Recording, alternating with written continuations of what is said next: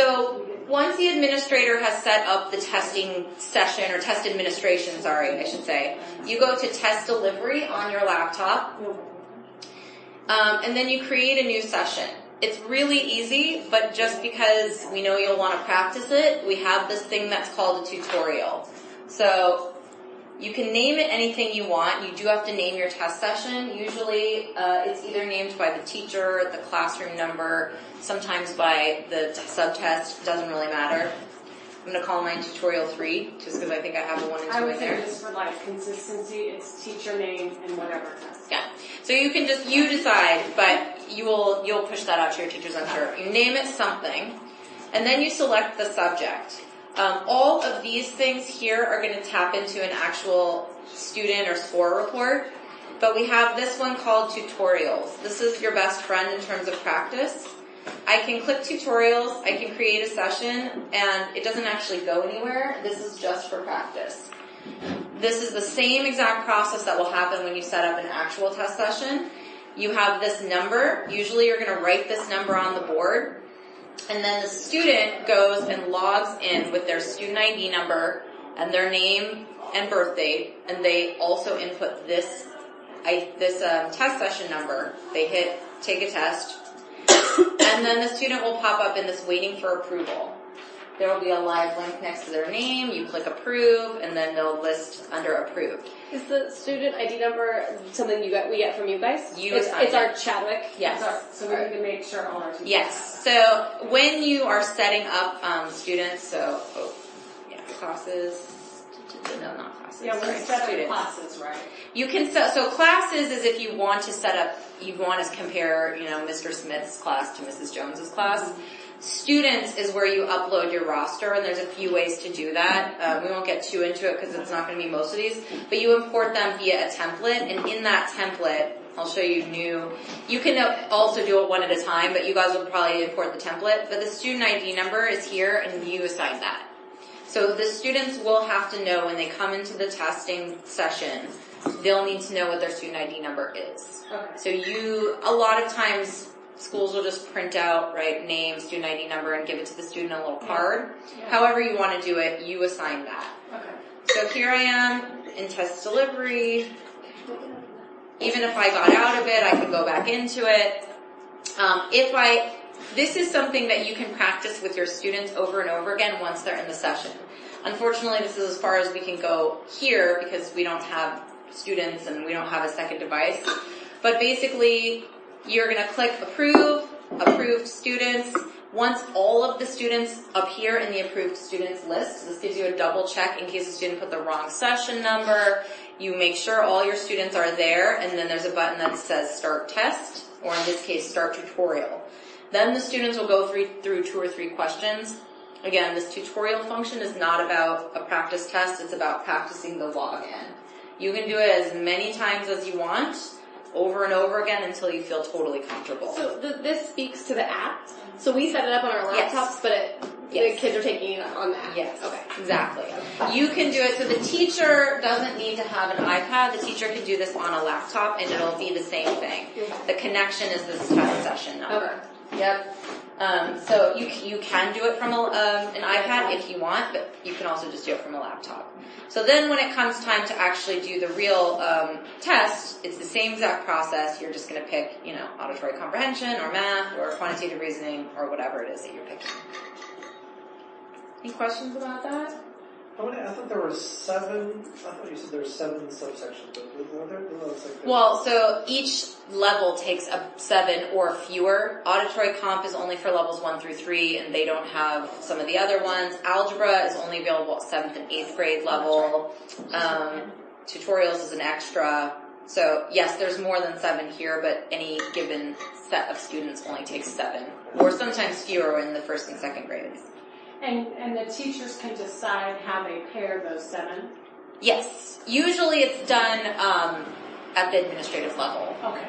Usually you schedule it. Okay. Typically. So we're all the same. Yes, so usually what happens is the administrators come up with a timetable, Okay. and it's, Monday morning, 5th grade will be taking math and reading comprehension. 4th grade will be taking, and it's based on the timing, which is where we should go next. Okay. So help and resources, CTP online. Where's my timing chart?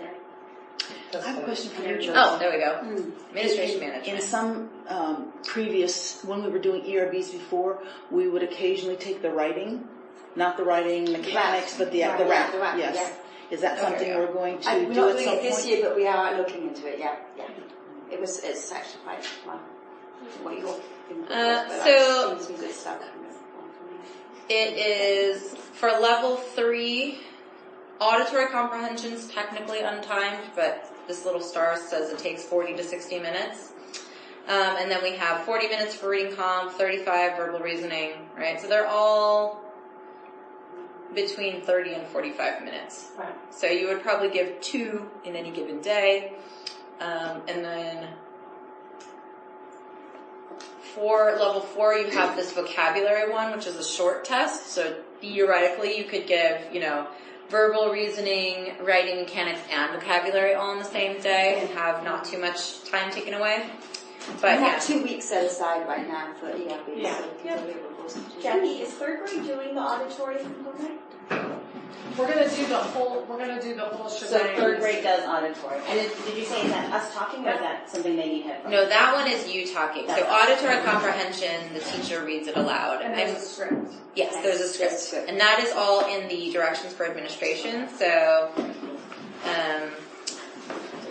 here we go. So any teacher who's giving level 3 or level 4 through 10, those directions for administration, it's PDF. You can feel free to print it if you want or not. And it goes through things, right, like the test, it has the test timing chart. It goes through things like accommodations. I would recommend reading through this even if you've given many standardized tests. It talks about how to access the portal. Yeah, we might need to take like a planning meeting to do this together by grade level. Maybe Jeanette could join us and we kind of do this. And so this shows you where the review screen is. As I said, it goes through, the review screen is one section and then the last section. It appears twice. The student needs to use those review screens. They need to know that, right, so the review screen after question 21, they can review questions 1 through 21. Once they move on from that, 37, they can only go back to 22. Subtests, right, it gives you a little bit of information about, so calculators can be used for math part 2. Tells you what it looks like here. This is the iPad. It tells you how to get into guided access. Here are some instructions for guided access. It has a lot of screenshots, right? It walks you through what I just walked you through in the creating a new session. It's very, very simple, but practice it as many times as you want. Go through the test tutorials, etc. But logging students, and yeah, here's where the script is, right? So this is typical of most standardized tests, right? Here in the boxes, this is what you say, name and birth date, when you're ready, stop. Dots anymore. So here we go, auditory comprehension. Your number 2 pencil. No blunt pencil anymore. Yeah. Sorry about that. When you mentioned that after they log in and it says waiting for approval and teacher approves it, can the teacher approve a whole bunch at once from their laptop? Yes. Okay. Yeah, you can batch. There's an approve all button, so you might want to wait till they all log on and then just approve them all. Yeah, so all the teacher scripts are here. In terms of teacher script read aloud, it's not rocket science. It's pretty standard and what you're used to. The main important things that require review ahead of time are the logins and getting set up and, the guided access, all that stuff the teachers should preview. Once you're into taking the test section, it's fairly straightforward, right? You will have 35 minutes to take this test. When I say stop, blah, blah, blah. There's also a pause button if something happens, there's a fire drill or something weird happens. The teacher can pause the test and it will pause the time and you can... Pause it on your laptop? Yes. It pauses everybody's. You can pause everyone's or you can pause an individual student. You have that power. Should we pause if they like go to the restroom? Up to you. Okay. So I it's guess your that's choice. what we have to decide. Yeah, that's up to up to you what your policy is. How long do with the rest of it? Some students take an awful long time. We used to pause, I know, for math. Yeah. But what about... Sorry. Sorry, go ahead, Leah. Go ahead. Sorry, but on the part that we say aloud, is there a limit to how many times you could repeat what we say, or is it just a one-time? I believe you're supposed to listen. I could just. What'd you say again? Yeah. I'm sorry, this is only 3rd grade. So. No, it isn't. I'll just say it 5 times. Samantha? I believe you're only supposed to read it once. ACT is Yes. So we cannot go back and read Remember, I will read each story or passage only once. Yes. Only one. And what about, does this prompt come up on, like when we say administer test, it starts, does this come up on our laptop or that's another thing we need to have? Like This is in paper? another thing you need to have. So like paper copier, Or second somewhere. screen. You can toggle back and forth though. So just here, open another screen, okay. So I have it up here, but then I'm here. So for instance, if I had, let's see, this is where I would do. I would have this here, and I can see if something's happening. You can also see there's a progress bar. You can see where students are at. Oh. You can just toggle back and forth between these windows. Okay. That's what I would do personally, Yeah. but if you prefer to have it printed out in front of you, that's absolutely your prerogative. Okay. But yeah, so that's auditory comp, and you are only supposed to read it the once, and, give ample time for every student to mark and answer. And you'll be able to see on your progress bar if all the students have answered the question or not.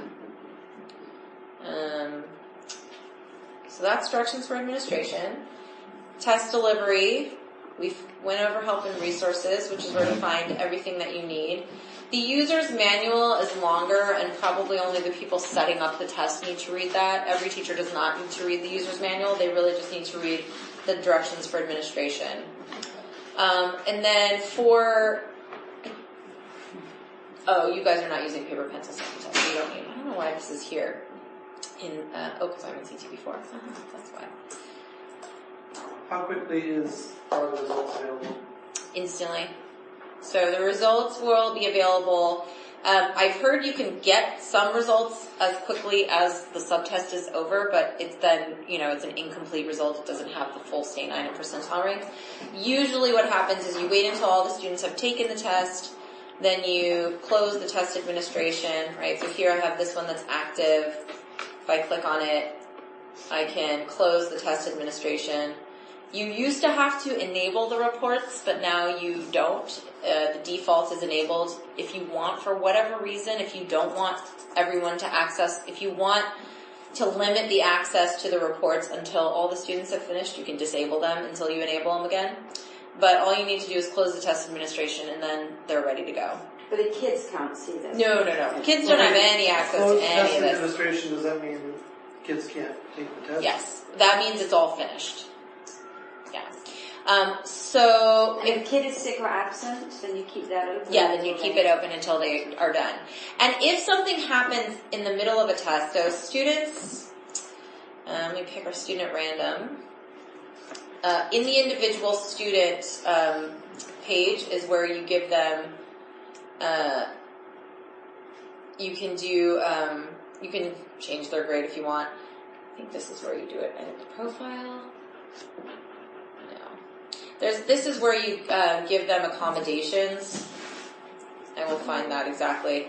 You also get some interesting stuff over time. This is another place. This is not technically a report, but you get over the years all of the students' information in their test history page, which can be useful.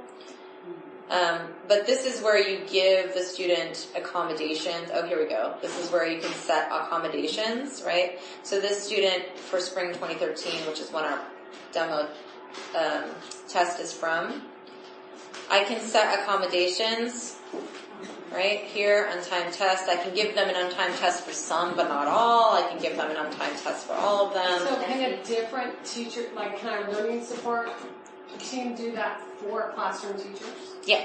in there. Yes. Yep. You can do that in here. And you're going to have to do it individual student by. There's no batch for that. You have to do it student by student. But here now it's showing that the student here has an untimed test. Or her. So I have a question. It's backing up a little bit what you said about disabling reports and closing. So if a student's in my class is absent, I would click disable reports so that the reports would not go in or be available or anything else until that student comes back and takes the test. So I don't close the... You don't want to close the administration until all the students have tested.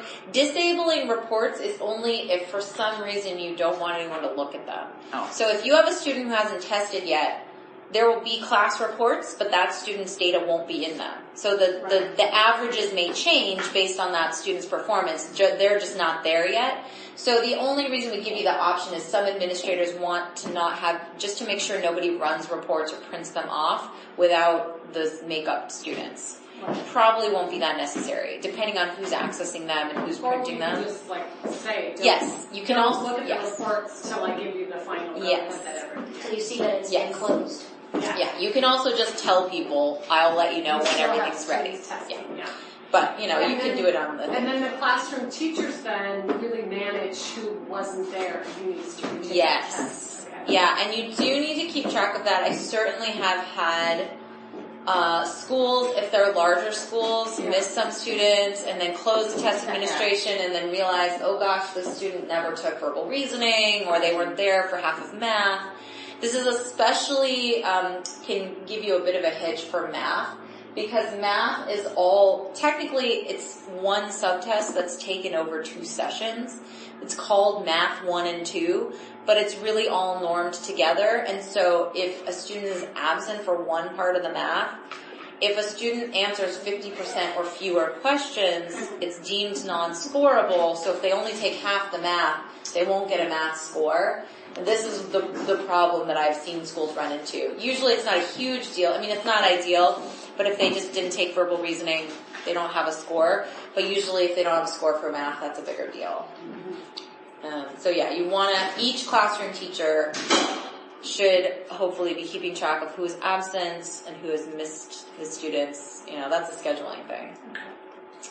Any other questions about things we want to explore? We can certainly, anyone who's in charge of the setup, we'll talk with the tech team, and then whoever's going to be in charge of sending them back, there's this barcode return sheet, which is where you print out the things to go in the boxes.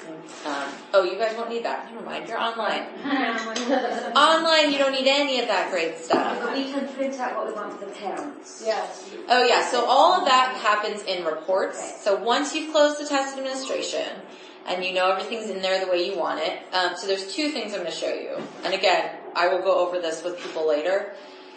In test administrations is also where you edit the norms you want shown. So here you have national, suburban, independent, class, grade, district. So there's a bunch of different options. Right. And this is where you deselect or select anything that you want displayed. What are the labels? Student labels are for CUME folders typically. What they give you is, here I can show you an example. So reports are where you print all the reports, right? Individual, group, roster, data download is a big spreadsheet with all the information on it. So student labels are under roster. Roster is anything that is a list of students but by name. Group is just, kind of the group as a whole, usually by average. And then individual is individual. So student labels, they're configured in a variety of sizes to go with standard Avery labels rather. And some schools, this is all they give the parents. I'm assuming you guys are going to give them more, but it just generates a sheet that has... That's what you might stick in their file. Yes, this is for CUME folders. You print it on a label and it's just a square that has the C9 percentile rank for whatever is chosen, and you peel it off and stick it. And again, once you have reports in hand, I can show you where to find and how to run them. They're all here in this reports.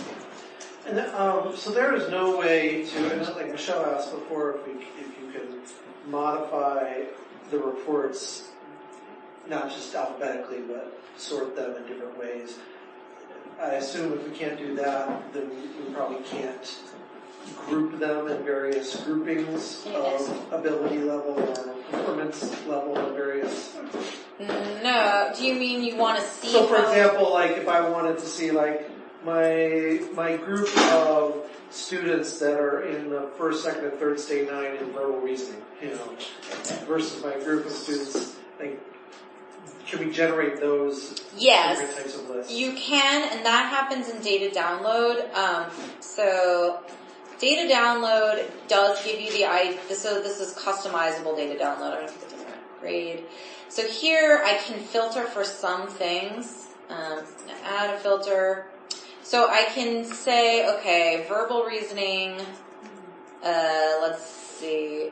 They don't have stay 9 for some reason. It's just percentile, but still, independent percentile, for instance, is less than 50, right? So I want to see just my bottom performers, or I can even go 25, or I can do greater than, equal to, in the range of. So yes, you can. And this though is not a pretty color-coded PDF report. This is just a spreadsheet. But yes, that's where you go if you really want to hone down on specific stuff. We do sell a separate tool called TestWiz, which is entirely customizable in the same way, but also generates bar charts and things like that. This only will generate a CSV spreadsheet, but you can customize it in this way where if you only want to look at your strugglers, you want to look at your middle students, yes, you can do all that.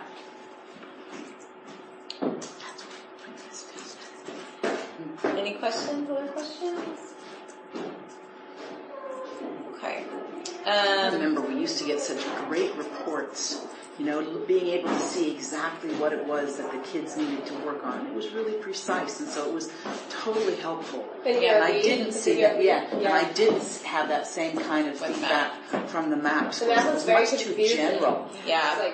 Big categories. We try to be specific. The one thing I will say we used to have that we don't have anymore, if you remember, we used to have a report called item analysis, which schools have been asking for, but it's not coming back, which actually every single item told you what the student marked as the answer, what the correct answer was. Wow. As you can imagine, this leads to some teaching to the test, so we don't offer that one anymore. But there is still a fairly high degree of specificity in terms of what skill sets the students are stronger and weaker in.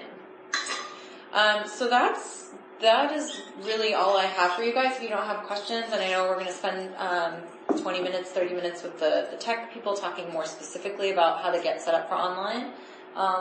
And everyone should have my phone number, email. See, I have some cards if people want them. Feel free to reach out anytime with questions. I'm on the West Coast. I'm on your time zone. And then, she'll be back to meet with parents and we'll figure out about the data and the scores and all that. We have a tentative date, and then she'll be back. We will have her back too to help us use the data. Please ignore the fact that it says New York. They make us put our corporate office address on all the business cards. I'm not sure why. I can share with her. I live in San Francisco. I am on your time zone, so you can feel free to call me at 5 p.m. and I'll answer. So 646 is a San Francisco area code? Yeah, so this is I should write this. Do you have a board I can write on? The 646 is my work phone, but I have it forwarded right to my cell. So I can just give you guys my cell number. I mean, either way, it brings to my cell. So my cell is 415-425-1975. Sorry, we're still over here. 415-425-1975. Thank you. And if you call the 646 number, it rings on my cell anyway. But if you want to call me directly, that's also fine. All the time. I know. People call me and they say, "Are you sure?" I mean, I don't want to bother you, but this is what I'm here for. I'm here to support the schools. That's my job, and I'm happy to answer the phone with you. We'll patch the parents through you. Right. I have actually had a couple of schools send very statistically heavy parents to me. I will do it. I can't talk in generalizations. I won't share anything about your data. But if you have a parent who's asking very specific questions about the statistics and the metrics, and then you don't know how to answer them, you can send them to me. I had a 45-minute conversation with a parent about what the numbers actually meant and what they were actually measuring, because he had drawn some conclusions that were incorrect based on his child's scores, and the school didn't know how to answer it. So yes, call me anytime, email me with questions, I'm here.